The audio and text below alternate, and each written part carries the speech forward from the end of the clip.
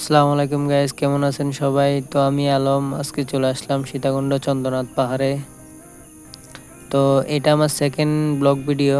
তো এটা হলো মন্দিরের গেট। তো ফার্স্ট টাইম আমি ব্লগিং ভিডিও করতেছি, জানি না কেমন হবে। তো আশা করি করতে করতে সুন্দর হয়ে যাবে। তো এখন হচ্ছে উপরে যাইতেছি আমি। এখন উপর থেকে আপনাদেরকে দেখাবো, সাগর পাড় দেখা যাইতেছে উপর থেকে, অনেক সুন্দর লাগতেছে।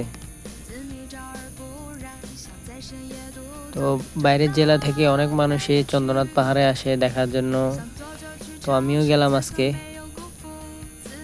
তো ওনারা দাঁড়ায় আছে, ওনারা উঠতে পারতেছে না, অনেক ক্লান্ত।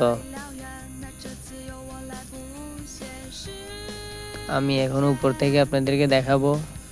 যেহেতু এখানে বাতাসের কারণে ভয়েস অত সুন্দর হচ্ছে না, এই কারণে ভয়েসটা এক্সট্রাভাবে দেওয়া লাগতেছে। তো এই পাশটাতেও খুবই সুন্দর। এখন হলো মাঝখান থেকে দেখাইতেছি আপনাদেরকে, এখান থেকে একটু সুন্দর হইতেছে। তো সামনে হচ্ছে মন্দির উপরে, এটা হলো ফার্স্টটা, ওই পাশে আরো একটা আছে। তো মন্দিরে গিয়ে দেখি এখানে কেমন।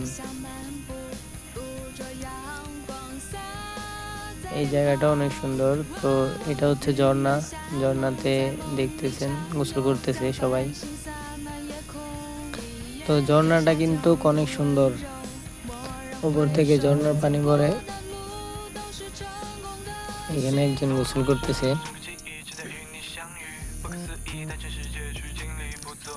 ঝর্ণার পানিগুলো ভালো।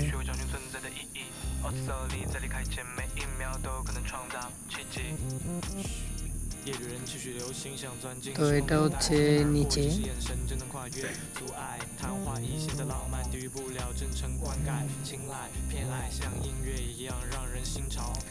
এটা হচ্ছে নিচে যাওয়ার রাস্তা।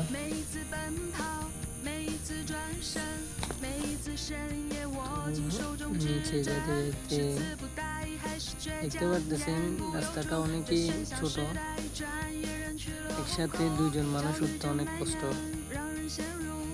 তো এটা নিচে যাওয়ার রাস্তা।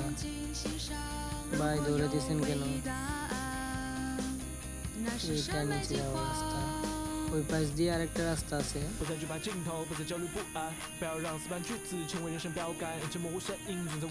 প্রাকৃতিক সৌন্দর্য আসলে মনের ভিতরে এক ধরনের শান্তি এনে দেয়। আপনি যদি এক বুক ভরা কষ্ট নিয়েও সাগর পাড়ে পাহাড়ে গিয়ে দাঁড়ান, আপনার সব মনের কষ্ট দূর করে দিবে।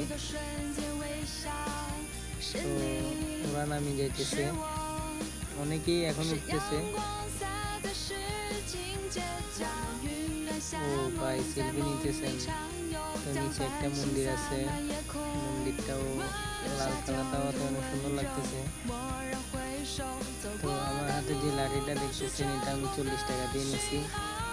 তো যাওয়ার সময় ব্যাগ দিয়ে দিব, 20 টাকা দিয়ে দিবে। তো আপনি চাইলে বাসায় নিয়ে যেতে পারেন।